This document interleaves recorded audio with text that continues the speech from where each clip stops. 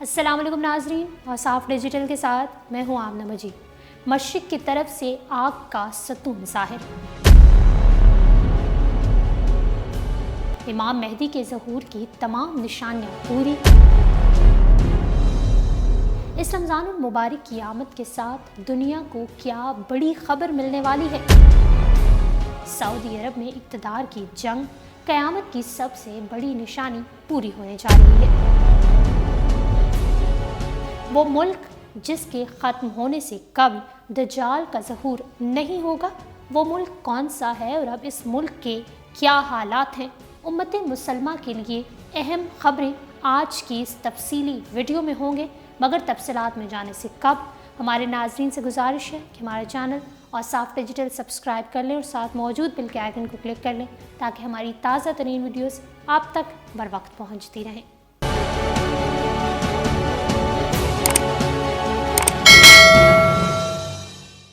ناظرین، بحیثیت مسلمان ہمارا ایمان ہے کہ یہ دنیا فانی ہے اور ایک دن اس دنیا نے ہمیشہ کے لیے ختم ہو جانا ہے اور اس کے بعد ہمیشہ کی زندگی شروع ہو جانی ہے۔ مگر اس دنیا کا خاتمہ اتنا فتنوں بھرا ہوگا کہ ہم اللہ پاک سے دعا کرتے ہیں کہ اللہ ہمیں اس شر پسند فتنے سے بچائے رکھے۔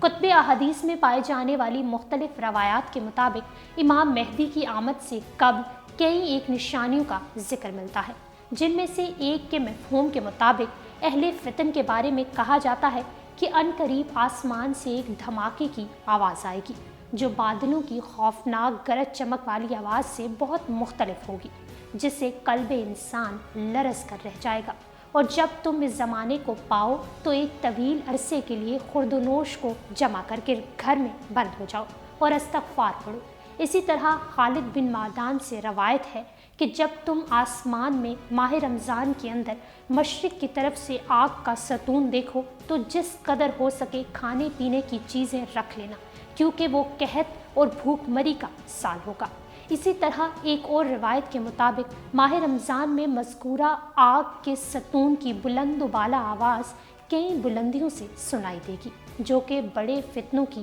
نقیب ہوگی، جس کے بعد مختلف روایات کے مطابق 3 ماہ بعد امام مہدی کا ظہور ہوگا۔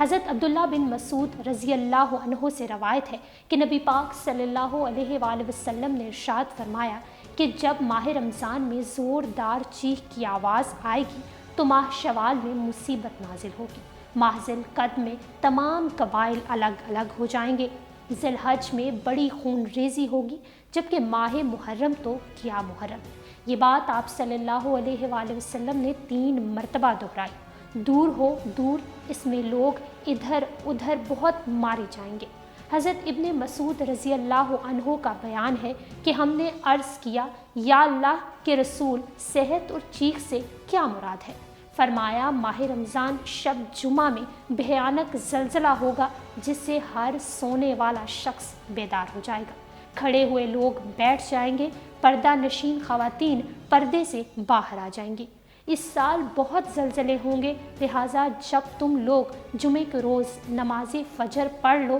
تو اپنے اپنے کانوں میں ڈاٹ لگا لینا، اور جب چیخ کی آواز سنو تو اللہ کے سامنے سجدہ ریز ہو جانا اور کلمہ کہنا، سبحان اللہ قدوس، سبحان اللہ قدوس، سبحان اللہ قدوس۔ جو ایسا کرے گا وہ بچ جائے گا اور جو ایسا نہ کرے گا وہ ہلاک ہو جائے گا۔ کتاب الفطر، نعیم بن حماد۔ معزز خواتین و حضرات، امام آخر الزماں کے بارے میں جتنی بھی پیشن گوئیاں کی گئی ہیں، اگر ہم اپنے حال کو اس کے تناظر میں دیکھنے کی کوشش کریں تو معلوم ہوتا ہے کہ عہد فتن کا آغاز تو ہو چکا ہے، بلکہ وہ وقت بھی آ چکا ہے جب اس کی بڑی نشانیاں بھی سامنے آنے کے قریب ہیں۔ ابھی رمضان المبارک آنے والا ہے، جبکہ قرائن سے متعلق اس کی توقع رکھی جا سکتی ہے کہ مشرق سے اٹھنے والا یہ آگ کا ستون آج کے لوگ اپنی آنکھوں سے دیکھ سکیں گے۔ ناظرین، کہا یہ بھی جا رہا ہے کہ انڈیا پاکستان کی جنگ کے نتیجے میں وہ آگ کا ستون ظاہر ہوگا اور اب مہلک وبا کرونا نے دنیا کو اپنی لپیٹ میں لے رکھا ہے، اور اس کی طوالت سے گھبرا کر دنیا کے باسی اشیاء خوردنوش اپنے گھروں میں ذخیرہ کرتے دکھائی دے رہے ہیں، جو کہ قیامت سے قبل ایک منظر کی عکاسی، بلکہ یوں کہا جائے تو بھیجا نہ ہوگا کہ کرونا قیامت سے قبل کی ایک نشانی ہے جو ہم اپنی آنکھوں سے پوری ہوتی دیکھ رہے ہیں۔ اگر امام مہدی کے بارے میں ملنے والی روایات کا سہارا لیا جائے تو رمضان المبارک سے متعلقہ اور بھی کئی نشانیوں کا تذکرہ کیا گیا ہے۔ مثال کے طور پر اسی ماہ مقدس میں سورج اور چاند گرہن کا لگنا بھی ہے، جو کہ 80 کی دہائی میں مسلسل 4 سال تک لگ چکا ہے، جو کہ امام مہدی کے ظہور سے قبل کی ایک بہت بڑی نشانی ہے، اور شاید اب آپ کی آمد کا وقت قریب تر آ چکا ہے۔ ناظرین، سعودی عرب میں سازشوں کا جال اور 3 عرب شہزادوں کے درمیان جنگ امام مہدی کے ظہور کی ایک بڑی نشانی کو کہا جاتا ہے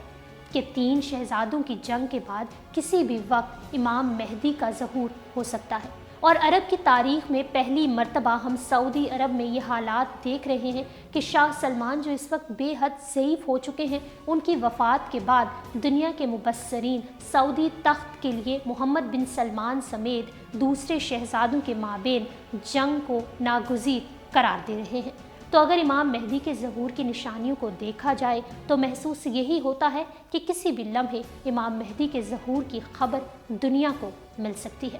آخر الزماں، آمد مسیحا، یاجوج و ماجوج اور قیامت سے پہلے برپا ہونے والے آخری معرکے، خیر و شر جیسے موضوعات صرف علماء اسلام ہی کا موضوع نہیں، بلکہ عیسائیت اور یہودیت میں بھی یہ سب مدتوں سے زیر بحث اور زیر مطالعہ رہے ہیں۔ حیرت کی بات یہ ہے کہ تینوں مذاہب کے وہ علماء جو ان موضوعات کے ماہر سمجھے جاتے ہیں، وہ سب گزشتہ 30 سالوں سے ان واقعات کے عنقریب ظہور پذیر ہونے کی اطلاع دے رہے ہیں، اور بیشتر علامات کے ظہور سے ان کے شواہد بھی پیش کر رہے ہیں۔ ان سائنسدانوں کی وارننگ اور تباہی کے اندازوں کے بعد ایک دفعہ پھر انجیل مقدس کے پرانے اور نئے عہد نامے کھولے گئے، اور اب عیسائیت کے تناظر میں آخری معرکہ خیر و شر کے بارے میں گفتگو موجودہ دور کا ایک سنجیدہ موضوع بن چکی ہے۔ عیسائیوں اور مسلمانوں سے کہیں زیادہ یہودیوں نے اس موضوع پر تحقیق کی ہے، اور سب سے زیادہ لٹریچر بھی انہوں نے ہی تحریر کیا ہے۔ صہیونیت کی خفیہ تحریک کا آغاز، 1896 کا اجتماع،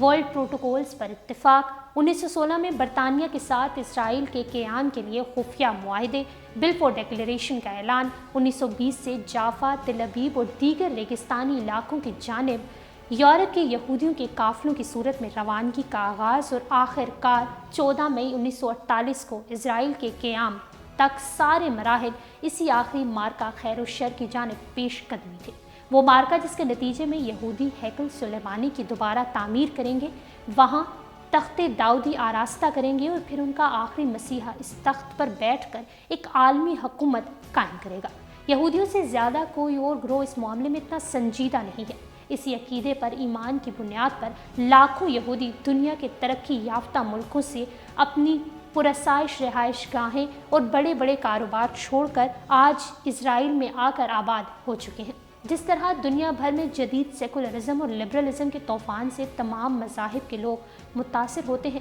ویسے ہی اسرائیل میں آباد یہودی، خصوصاً ان کے نوجوان بھی اس کی زد میں آ چکے ہیں۔ اسرائیل کا ماحول دراصل خالصاً ہنگامی بنیادوں پر استوار کیا گیا ہے، جس میں ہر نوجوان کو میٹرک کے بعد 2 برسوں کے لیے لازمی فوجی ملازمت کرنا ہوتی ہے، اور ان 2 برسوں میں اسے مسلمانوں سے لڑنے، ان پر فتح حاصل کرنے اور مسیحا کی آمد تک اسرائیل کو مضبوط بنانے کے جذبات سے اس قدر بھر دیا جاتا ہے کہ وہ باقی ماندہ زندگی یہی خواب دیکھتا رہتا ہے کہ کب وہ وقت آئے گا جب وہ اس فوج کا حصہ ہوگا اور اردن، مصر، عراق، شام اور سعودی عرب میں آباد مسلمانوں کا خاتمہ کرتے ہوئے ایک عالمی یہودی حکومت کے قیام کا منظر اپنی آنکھوں سے دیکھے گا۔ اسرائیل اور دنیا بھر کے وہ ممالک جہاں یہودی مستقل آباد ہیں، وہاں ان کے علماء جنہیں قرآن اخبار و رہبان پکارتا ہے اور عبرانی زبان میں وہ ربائی کہلاتے ہیں، گزشتہ 30 سالوں سے یہودیوں کے بڑے بڑے اجتماعات منعقد کر کے لوگوں کو آخری مارکہ خیر و شر کی تیاری کے لیے مذہب کی جانب لوٹنے اور اس کی مکمل پابندی کا درس دے رہے ہیں۔ ان تمام یہودی علماء میں سب سے زیادہ مقبول ابن اسحاق ہے، جس نے 1986 میں 33 سال کی عمر میں شوفار نامی ایک تنظیم بنائی، جس کا مقصد بھٹکے ہوئے یہودیوں کو واپس مذہب کی جانب لانا تھا۔ یہ پہلا ربائی تھا جس نے اپنے خطبوں کے لیے جدید ٹیکنالوجی کا استعمال شروع کیا۔ پہلے اس نے اپنے خطبات ویڈیو کیسٹوں کے ذریعے پھیلائے، پھر CDs کے ذریعے، اور اب اس کے YouTube پر لاکھوں مداحین موجود ہیں۔ تنظیم کے ابتدائی 4 سال بعد ہی وہ اس قدر مقبول ہو چکا تھا کہ اسے سننے کے لیے لوگ سٹیڈیم بھرنے لگے۔ وہ یہودیوں کو ایسی خالص مذہبی زندگی گزارنے کی جانب راغب کرتا ہے جس میں اریانی اور گلیمر کی زندگی کی کوئی گنجائش نہیں۔ اس نے 2011 میں یروشلم کے ٹیلی ویژن سینٹر کے سامنے اپنے ہزاروں پیروکاروں کی موجودگی میں 1000 ٹیلی ویژن سیٹ توڑنے کا مظاہرہ کیا۔ آج سے 6 سال قبل دنیا بھر کے یہودی علماء 4 چاند کے اس قدیم تصور کے تحت اس بات پر بحث کر رہے تھے کہ آئندہ 3-4 سالوں میں یہودیوں پر بہت برا وقت آنے والا ہے اور پھر اس کے بعد ہماری آخری بڑی فتح ہوگی۔ اس تصور کو وہ المیہ کے بعد کامرانی دیتے ہیں اور یہودی تاریخ سے ایسی بے شمار مثالیں دیتے ہیں جب ان پر مظالم کے پہاڑ ٹوٹے، جس کے بعد اللہ پاک نے انہیں فتح و نصرت سے ہمکنار کیا۔ اس کی سب سے بڑی دلیل اسپین میں 1942 میں ازبیلا کے اقتدار میں آنے کے بعد یہودیوں پر توڑے جانے والے مظالم سے دیتے ہیں۔ وہ کہتے ہیں کہ اسی سال امریکہ دریافت ہوا جو بعد میں یہودیوں کی عالمی منظرنامے پر چھانے کی علامت بنا۔ اسی طرح 1967 کی فتح کو بھی انہی 4 چاند کے آسمان پر طلوع سے تعبیر کرتے ہیں۔ یہ تصور دراصل ایک ساتھ آگے پیچھے ایسے چاند گرہنوں کی بات ہے کہ جو ان کے بڑے تہواروں خصوصاً یوم کپور کے وقت واقع ہوتے ہیں۔ ابن اسحاق نے 2014 اور 2015 کے ان 4 خونی چاند گرہنوں کے بعد بتایا تھا کہ کچھ عرصے بعد یاجوج ماجوج اور بڑی عالمی ورلڈ وار شروع ہونے والی ہے اور دنیا میں صرف چند یہودی ہی باقی بچیں گے۔ یہودیوں کے ہاں خالص بنی اسرائیل کی برتری کا ایک گہرا تصور موجود ہے اور مسیحا کی آمد کے بارے میں ان پیشن گوئیوں میں یہی درج ہے کہ وہ خالص بنی اسرائیل کی یعنی آل یعقوب کی حکومت قائم کرے گا۔ ابن اسحاق نے 2011 اکتوبر میں کہا تھا کہ موجودہ یہودی علماء میں آل یعقوب میں سے صرف 5% یہودی ہیں اور باقی 95% وہ بہروپیے ہیں جو خود کو آل یعقوب کہتے ہیں، اور انہی کی وجہ سے اب یہودیوں پر عذاب آئے گا اور نتیجے کے طور پر خالص بنی اسرائیل ہی باقی رہ جائیں گے۔ ربائی ابن اسحاق نے 2019 کے آخر میں کہا تھا کہ کچھ ماہ بعد دنیا ایک بہت بڑے وائرس کا شکار ہو جائے گی، اور اس کے مطابق یہ وائرس دراصل عیسائی دنیا کا عالمی ایجنڈا 21 ہے۔ کرونا وائرس نے اس کی پیشن گوئی کئی حد تک ثابت کر دی ہے۔ اس نے پھر 28 مئی 2020 کو کہا تھا کہ پہلی کرونا کی لہر ختم ہو جائے گی، مگر اس کے بعد اکتوبر میں دوسری لہر شروع ہو جائے گی اور اس دوسری لہر کے 9 ماہ بعد دنیا میں مسیحا کے آنے کا دور شروع ہو جائے گا۔ اس نے تالمود اور تورات کی آیات کا حوالہ دیتے ہوئے یہ بھی کہا تھا کہ جب تک رومی زوال پذیر نہیں ہوتے یعنی یورپ ختم نہیں ہوتا،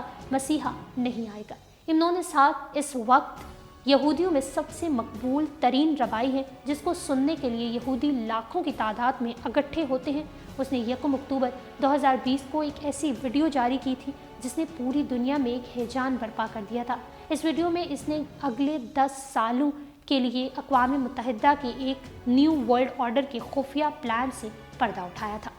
اور صاف ڈیجیٹل سے فی الوقت اتنا ہی۔ اگر یہ ویڈیو آپ کو پسند آئی ہے تو ویڈیو کو لائک کریں، شیئر کریں اور ڈیلی اور صاف کو انسٹاگرام پر فالو کرنے کے لیے ڈسکرپشن میں دیے گئے لنک پر کلک کریے۔